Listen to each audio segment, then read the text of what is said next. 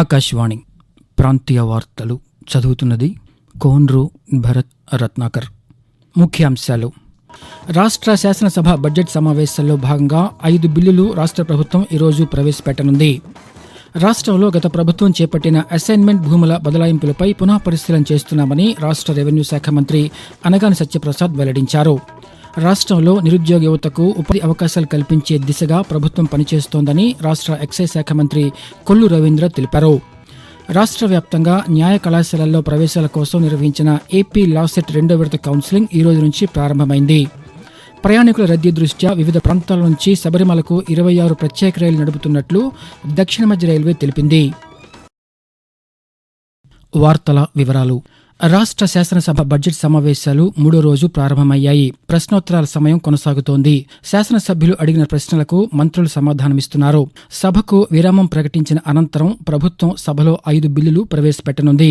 Andhra Pradesh land grabbing prohibition bill 2024, Andhra Pradesh electricity duty bill 2024, Andhra Pradesh medical practitioner registration bill 2024, Andhra Pradesh ayurvedic homeopathy medical practitioners bill 2024తో పాటు doctor NTR ఆరోగ్య విశ్వవిద్యాలయ చట్ట సవరణ బిల్లు 2024 తదితర బిల్లులను ప్రభుత్వం ప్రవేశపెట్టనుంది.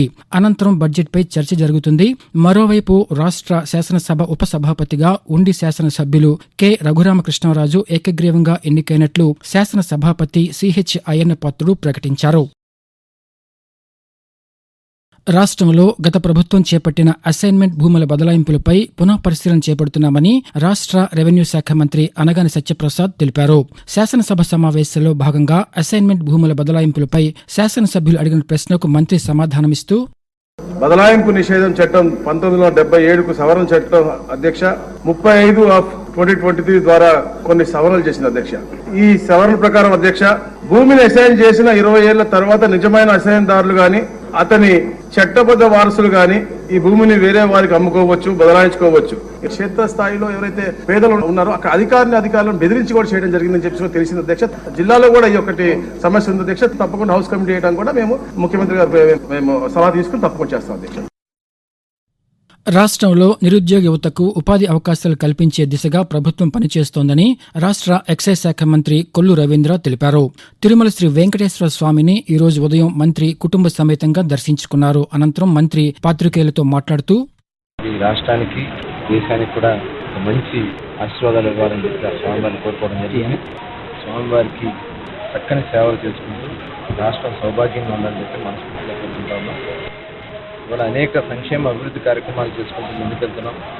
అవన్నీ కూడా సక్రమంగా జరగడానికి, రాష్ట్ర అభివృద్ధి జరగడానికి, రాష్ట్రంలో యువతకి ముఖ్యంగా ఉపాధి అవకాశాలు కలగడానికి ఆ స్వామివారి ఆశీర్వాదాలు కావాలని చెప్పి కోరుకోవడం జరిగింది. తప్పకుండా ఆ స్వామివారి ఆశీర్వాదాలు ఉంటాయని చెప్పి ఆశిస్తూ అందరికీ నమస్కారం. ఇది ఇలా ఉండగా ఢిల్లీ మాజీ ముఖ్యమంత్రి అరవింద్ కేజ్రీవాల్ ఈ ఉదయం తిరుమల శ్రీ వెంకటేశ్వర స్వామిని దర్శించుకుని పూజలు నిర్వహించారు. రాష్ట్ర వ్యాప్తంగా న్యాయ కళాశాలల్లో ప్రవేశాల కోసం నిర్వహించిన ఏపీ లా సెట్ 2వ విడత కౌన్సిలింగ్ ను ఈ రోజు నుంచి ఈ నెల 17వ తేదీ వరకు నిర్వహిస్తామని సెట్ కన్వీనర్ ఆచార్య సత్యనారాయణ ఒక ప్రకటనలో తెలిపారు. రేపటి నుంచి 19 వరకు అభ్యర్థుల విద్యార్హత పత్రాల పరిశీలన, 20 నుంచి 23వ తేదీ వరకు వెబ్ ఐచ్ఛికాలు, 24న మార్పులు, 26వ తేదీన ప్రవేశాలు పొందిన వారి జాబితాను ప్రకటిస్తామని చెప్పారు. ప్రవేశాలు పొందిన అభ్యర్థులు ఈ నెల 29వ తేదీలోపు కళాశాలల్లో చేరాలని తెలిపారు. శబరిమలకు వెళ్లే అయ్యప్ప యాత్రికుల అదనపు రద్దీని నియంత్రించేందుకు వివిధ ప్రాంతాల నుంచి 26 శబరిమల ప్రత్యేక రైళ్లను నడుపుతున్నట్లు దక్షిణ మధ్య రైల్వే ఒక ప్రకటనలో తెలిపింది. ఈ రైళ్లు ఈ నెల 17 నుంచి 25 వరకు వివిధ తేదీల్లో నడుపుతామని పేర్కొంది. ఈ రైళ్లు ఉభయ తెలుగు రాష్ట్రాల్లోని సికింద్రాబాద్, కాచిగూడ, గుంటూరు, ఒంగోలు వంటి ప్రధాన స్టేషన్లలో ఆగుతాయని, భక్తులు ఈ అవకాశాన్ని సద్వినియోగం చేసుకోవాలని దక్షిణ మధ్య రైల్వే ముఖ్య పౌర సంబంధాల అధికారి ఏ శ్రీధర్ కోరారు. ఆకాశవాణి ప్రాంతీయ వార్తలు వింటున్నారు. వేదవతి, గుండ్రేవుల నీటి ప్రాజెక్టులను పూర్తి చేయడానికి రాష్ట్ర ప్రభుత్వం కట్టుబడి ఉందని రాష్ట్ర జలవనరుల శాఖ మంత్రి నిమ్మల రామానాయుడు తెలిపారు. శాసనసభ సమావేశాల్లో భాగంగా కర్నూలు జిల్లా ఇరిగేషన్ ప్రాజెక్టులపై శాసనమండలిలో సభ్యులు అడిగిన ప్రశ్నకు మంత్రి సమాధానమిస్తూ, ఏదైతే 4819 ఎకరాలు భూసేకరణ ఏదైతే ఉందో దానికి ఒక 384 కోట్ల రూపాయలు, అదేవిధంగా ఏదైతే civil works, 2 reservoirs, 3 pressure main, ఒక గ్రావిటీ కెనాల్, 3 పంప్ హౌసెస్ అంటే టోటల్ గా 1456 కోట్లు అంటే 1840 కోట్ల రూపాయలు ప్రజెంట్ దీనికి ఖర్చు అయ్యేటువంటి పరిస్థితిని ఈ ప్రభుత్వం గుర్తించడం జరిగింది అధ్యక్ష. ఈ యొక్క వేదావతి, గుండ్రేవల ఏదైతే వీటిని పూర్తి చేయడానికి ప్రభుత్వం కృతనిశ్చయంతో ఉందని చెప్పి మీ ద్వారా తెలియజేసుకుంటా ఉన్నా అధ్యక్ష. బాలల దినోత్సవం సందర్భంగా బాపట్లలో మహిళాభివృద్ధి, స్త్రీ శిశు సంక్షేమ శాఖ ఆధ్వర్యంలో ఈరోజు ర్యాలీని నిర్వహించారు. ఈ ర్యాలీని జిల్లా కలెక్టర్ వెంకటమురళి ప్రారంభించారు. ఈ సందర్భంగా ఆయన మాట్లాడుతూ నేటి బాలలే రేపటి భావి భారత పౌరులని అన్నారు. చిన్నారుల క్రమశిక్షణతో నడుచుకునేలా పెంచవలసిన బాధ్యత తల్లిదండ్రులపై ఉందని జిల్లా కలెక్టర్ తెలుపుతూ, పిల్లల్ని అపురూపంగా చూసుకోవాలి, వాళ్ళని క్రైమ్ నుంచి కాపాడాలి, వాళ్ళకి ఖచ్చితంగా చదువు చెప్పించాలి. 14 ఏళ్ల వయసు వచ్చే వరకు నిర్బంధ విద్య అని, కానీ ఇప్పుడు గ్రాడ్యుయేషన్ వరకు కూడా మనం వాళ్ళని చదివించుకోగలిగితే ఈ సమాజానికి, ఆ కుటుంబానికి వాళ్ళు ఒక మంచి పౌరులుగా, సమాజానికి ఉపయోగపడే వాళ్ళుగా, సమాజంలో జరిగేటువంటి మోసాలు, కుతంత్రాలు, ఇబ్బందుల్ని తెలుసుకునే వాళ్ళుగా, వాటికి గురి కాకుండా, మరొకరిని వాటికి గురి చేయకుండా ఒక మంచి పౌరులుగా వాళ్ళు ఎదగడానికి అవకాశం ఉంటుంది. ఏలూరు పార్లమెంట్ నియోజకవర్గ పరిధిలో జాతీయ, రాష్ట్ర రహదారులు, రైల్వేకి సంబంధించిన సమస్యల పరిష్కారానికి చర్యలు తీసుకుంటున్నామని ఏలూరు పార్లమెంట్ సభ్యులు పుట్టా మహేష్ కుమార్ తెలిపారు.